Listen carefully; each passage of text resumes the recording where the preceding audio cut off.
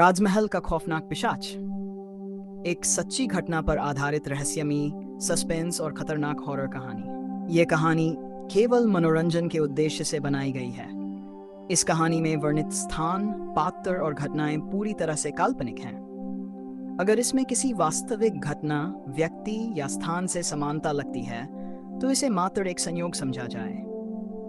हम किसी भी प्रकार के अंधविश्वास, काले जादू, भूत प्रेत, तंत्र मंत्र या अघोरी साधना को बढ़ावा नहीं देते। ये कहानी सिर्फ रोमांच और सस्पेंस से भरपूर मनोरंजन के लिए है। इस वीडियो का उद्देश्य डर, रहस्य और रोमांच पसंद करने वाले दर्शकों को एक रोचक अनुभव प्रदान करना है। कृपया इसे केवल फिक्शन के रूप में ही देखें। एक शापित महल और उसकी दहशत। रात के सन्नाटे में जब पूरा शहर नींद के आगोश में था, तब राजस्थान के एक पुराने राजमहल में कुछ ऐसा घट रहा था जिसे सुनकर रूह कांप उठे। इस महल के बारे में कहा जाता था कि यहाँ एक भयानक पिशाच का साया है जो इंसानी खून का प्यासा था। कई सालों से यह महल वीरान पड़ा था। जो भी वहां रात बिताने की हिम्मत करता, सुबह उसकी लाश खून से सनी मिलती। लोगों ने इस महल को शापित महल का नाम दे दिया था, पर कोई जानता नहीं था कि इस महल का अतीत कितना खौफनाक था। दरवाजे के पीछे का रहस्य। यह कहानी विक्रम नाम के एक डॉक्यूमेंट्री फिल्म मेकर की है, जो अपने दोस्तों के साथ भूतिया जगहों पर रिसर्च करता था। उसे जैसे ही इस महल के बारे में पता चला, उसने तय कर लिया कि वह इस महल की सच्चाई सामने लाकर रहेगा। गांव वालों ने उसे बहुत समझाया, लेकिन विक्रम और उसकी टीम, रीना, आदित्य और कबीर, ने किसी की न सुनी। डर नाम की कोई चीज नहीं होती, ये सब अफवाहें हैं, विक्रम ने हंसते हुए कहा।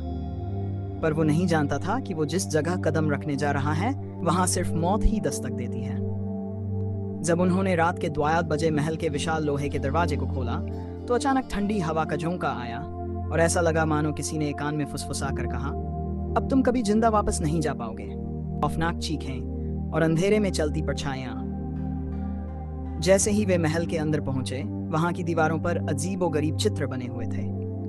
एक राजकुमारी, एक राजा और उनके साथ एक भयानक लाल आंखों वाला राक्षस।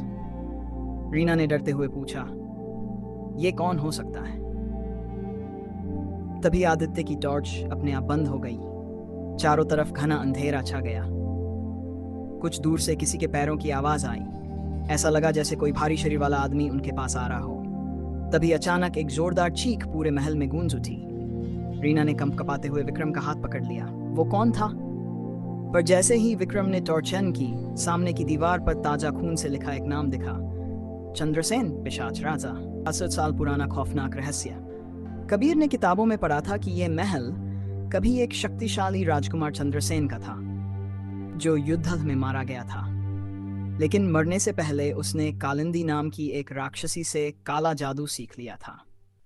कहा जाता था कि चंद्रसेन ने अमरता पाने के लिए इंसानी बलि देना शुरू किया, पर उसकी प्रेमिका राजकुमारी त्रिशला ने उसे रोकने की कोशिश की। गुस्से में चंद्रसेन ने खुद को एक पिशाच में बदल लिया, लेकिन राजकुमारी ने उसे एक तांत्रिक के श्राप से इस महल में हमेशा के लिए बंद कर दिया। लेकिन हर पूर्णिमा की रात वो बाहर निकलने की कोशिश करता, और आज पूर्णिमा थी। पिशाच की वापसी। महल के अंदर मौजूद पुराना शीशा अचानक हिलने लगा। तभी शीशे में एक परछाई दिखी। लाल चमकती आंखें, बड़े बड़े नुकीले दांत और काले धुएं में लिपटा हुआ एक डरावना चेहरा। चंद्रसेन की आत्मा जाग चुकी थी। उसने एक गहरी, डरावनी आवाज में कहा, तुम लोग यहाँ क्यों आए हो? अब तुम सब मेरी कैद में हो। एक तेज हवा का झोंका आया और दरवाजा अपने आप बंद हो गया। विक्रम और उसके दोस्तों की चीखें महल में गूंज उठी। कौन बचा, कौन मरा? सुबह जब गांव वाले महल के पास पहुंचे, तो उन्होंने वहां का नजारा देखकर दहशत में आ गए। महल के दरवाजे पर खून से लिखा था, अब और शिकार चाहिए। विक्रम और कबीर का कोई नामो निशान नहीं था। रीना बेहोश पड़ी मिली और उसके हाथ में एक कागज था जिस पर सिर्फ एक ही शब्द लिखा था, भागो। पर सबसे अजीब बात यह थी कि आदित्य की बॉडी महल के अंदर नहीं मिली। क्या वो पिशाच का अगला शिकार बन चुका था, या फिर वो अब खुद पिशाच बन चुका था? राजमहल का खौफनाक पिशाच। क्या विक्रम और उसके दोस्त जिंदा बच पाएंगे, या ये महल उन्हें भी निगल जाए? महल में फंसे लोग और एक रहस्यमय सुरंग। सुबह होने के बावजूद महल के अंदर घना अंधेरा था। रीना की आंखें खुली तो उसने खुद को एक ठंडी, नमी भरी दीवार के पास पड़ा पाया। उसके हाथ पैर जकड़े हुए थे और उसके सामने एक बड़ा धुंधला दरवाजा था जिस पर रक्त के निशान बने हुए थे। आदित्य, कबीर, विक्रम, उसने डरते हुए पुकारा, लेकिन कोई जवाब नहीं आया। तभी किसी ने धीरे धीरे उसकी गर्दन पर हाथ रखा। रीना की चीख पूरे महल में गूंज उठी। विक्रम की खोज और भयानक पिशाच का पहला हमला। दूसरी ओर विक्रम अभी भी महल की एक अंधेरी कोठरी में कैद था। उसने जैसे ही होश संभाला, उसे अपने सामने कई खोपड़ियां और जली हुई हड्डियां दिखी। तभी उसने देखा कि काले धुएं में लिपटा हुआ एक विशालकाय शरीर धीरे धीरे उसकी तरफ बढ़ रहा था। तुम्हें यहां नहीं आना चाहिए था। विक्रम ने टॉर्च ऑन की, लेकिन रोशनी के पड़ते ही वो अजीब सा राक्षसी शरीर हवा में घुलने लगा। पर तभी पीछे से एक जोरदार झटका लगा और किसी ने उसे धक्का दे दिया। विक्रम सैकड़ों फीट नीचे एक रहस्यमयी सुरंग में गिर गई। सुरंग में छिपा हुआ सबसे बड़ा रहस्य। नीचे गिरते ही विक्रम को एक पुराना कमरा दिखा, जिसमें कई तांत्रिक ग्रंथ, पुराने लोहे की जंजीरें और खून से सनी एक तलवार रखी हुई थी। ये महल सिर्फ शापित नहीं, बल्कि कोई तंत्र मंत्र का अड्डा था। दीवार पर एक चित्र बना था जिसमें राजा चंद्रसेन को एक तांत्रिक अनुष्ठान करते हुए दिखाया गया था। चित्र के नीचे लिखा था, जो भी इस महल में प्रवेश करेगा वह खुद इस श्राप का हिस्सा बन जाएगा। विक्रम को अचानक किसी के गहरी फुसफुसाती आवाज सुनाई दी, अब तुम भी हम में से एक हो जाओगे। रीना का सामना और कबीर का रहस्यमयी अंत। रीना अभी भी उस रहस्यमयी कमरे में फंसी थी जब दरवाजा अपने आप खुला। बाहर कोई नहीं था, लेकिन हवा में सड़े हुए मांस की बदबू आ रही थी। धीरे धीरे रीना ने आगे बढ़ना शुरू किया। तभी उसने सीढ़ियों के कोने में कबीर को खड़ा देखा। कबीर, तुम ठीक हो? लेकिन जैसे ही उसने कबीर के चेहरे को ध्यान से देखा, उसका खून जम गया। कबीर का चेहरा नील पड़ा था, आंखों से खून बह रहा था और उसके होठों पर एक अजीब सी मुस्कान थी। अब हम सब मरने वाले हैं रीना, उसने धीरे धीरे कहा। और फिर उसके शरीर से अचानक लंबी नुकीली हड्डियां निकलने लगी और वो एक राक्षसी रूप में बदलने लगा। रीना ने जोर से चीखते हुए पीछे हटने की कोशिश की, लेकिन तभी पीछे से किसी ने उसकी गर्दन पकड़ ली। महल का असली रहस्य उजागर। रीना की आंखों के सामने सब कुछ धुंधला हो गया। जब उसने होश संभाला तो उसने देखा कि विक्रम और आदित्य भी जमीन पर बेहोश पड़े थे। उनके चारों ओर एक बड़ा अनुष्ठानिक चक्र बना हुआ था, जिसके बीच में एक भयंकर पिशाच खड़ा था। राजा चंद्रसेन, तुम्हारी बलि से मेरी आत्मा मुक्त होगी। चंद्रसेन ने अपने लंबे नाखूनों को विक्रम के सीने में धंसाने के लिए हाथ बढ़ाया ही था कि अचानक एक जोरदार आवाज आई, ओम हरीं क्लीं चामुंडाय विच्चे। महल के मुख्य दरवाजे पर एक अघोरी साधु खड़ा था, जो अपने हाथ में त्रिशूल और रुद्राक्ष की माला लिए मंत्र पढ़ रहा था।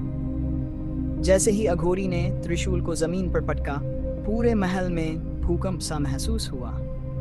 पिशाच चंद्रसेन जोर से चिल्लाया, उसकी आंखों से खून बहने लगा और उसका शरीर धू धू कर जलने लगा। महल में कैद सभी आत्माएं एक भयंकर चीख के साथ धुएं में बदलकर आसमान में उड़। क्या महल सच में मुक्त हुआ? अघोरी ने विक्रम और उसकी टीम को महल से बाहर निकाल दिया। गांव वालों ने देखा कि महल में जलती हुई लाल आंखें धीरे धीरे बुझने लगीं। पर कहानी यहीं खत्म नहीं हुई।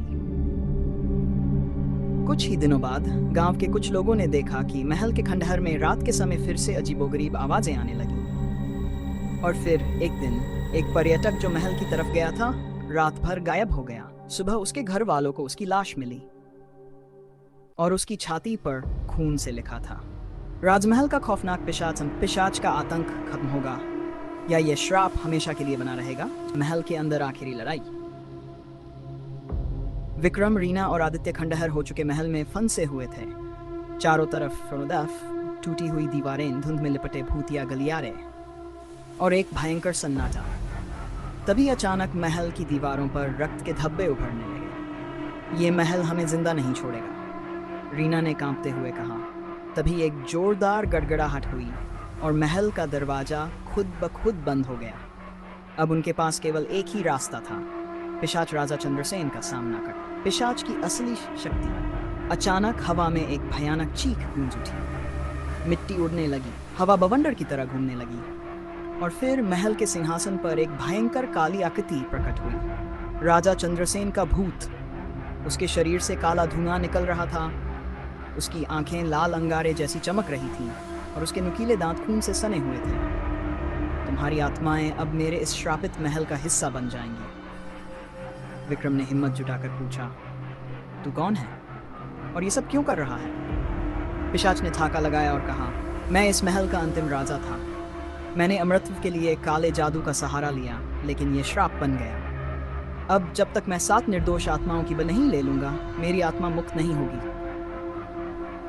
विक्रम, रीना और आदित्य उसके आखिरी शिकार थे, तांत्रिक अघोरी की वापसी। तभी अचानक महल के दरवाजे पर एक जोरदार धमाका हुआ। त्रिशूल लिए हुए वही अघोरी साधु अंदर आया, जिसने पहले भी पिशाच को रोका था। बस बहुत हुआ चंद्रसेन, अब तेरा अंत निश्चित है। अघोरी ने जमीन पर एक मंत्र चक्र बनाया और पिशाच को उसमें कैद करने के लिए तंत्र शुरू कर दिया। ओम नमः शिवाय, ओम हरि क्लीं चामुंडाय विच्चे। महल की दीवारें हिलने लगी। पिशाच दर्द से चीखने लगा, नहीं, मैं फिर से हार नहीं सकता। लेकिन तभी अघोरी की आंखें फैल गईं। पिशाच की शक्ति पहले से कहीं ज्यादा बढ़ चुकी थी। महल का आखिरी रहस्य। अचानक विक्रम को याद आया, महल के नीचे एक गुप्त कक्ष था जहां चंद्रसेन की असली लाश छिपी हुई थी। अगर उसकी हड्डियों को जला दिया जाए तो उसका श्राप हमेशा के लिए खत्म हो सकता है। विक्रम, रीना और आदित्य तेजी से गुप्त सुरंग की ओर भागे, जबकि अघोरी पिशाच से लड़ता रहा। जैसे ही वे नीचे पहुंचे, उन्होंने देखा सैकड़ों साल पुरानी एक ममी जैसी लाश जो राजा चंद्रसेन की थी। बस यही है असली राज। विक्रम ने तुरंत मशाल उठाई और लाश को आग लगा दी। पिशाच का विनाश और महल का अंत। जैसे ही राजा चंद्रसेन की लाश जली, ऊपर महल में मौजूद पिशाच की आत्मा तड़पने लगी। उसकी आंखों से रक्त बहने लगा, उसकी खाल जलने लगी और उसकी भयंकर चीखों से पूरा महल गूंज उठा। नहीं, यह असंभव है। अंत में एक भयानक विस्फोट हुआ और राजा चंद्रसेन की आत्मा जलकर राख हो गई। महल की दीवारें टूटने लगीं, छत गिरने लगी और पूरा महल खुद ब खुद ढहने लगा। क्या यह अंत था? जब धूल हटी तो सिर्फ खाली मैदान बचा था। ना कोई महल, ना कोई भूत, सिर्फ शांत चांदनी रात। अघोरी ने विक्रम, रीना और आदित्य को देखा और कहा, अब यह श्राप हमेशा के लिए खत्म हो चुका है। लेकिन कहानी यहीं खत्म नहीं हुई, क्योंकि कुछ महीनों बाद उस जगह पर बने एक होटल में रहस्यमयी मौतें होने लगीं और कुछ लोगों ने फिर से सुनी वही डरावनी चीखें जो कभी उस महल में गूंजा करती थी। कहानी कैसी लगी? वीडियो को लाइक, शेयर और सब्सक्राइब करें। कमेंट में बताएं, क्या आप इस श्रापित जगह पर रात में जाने की हिम्मत करेंगे?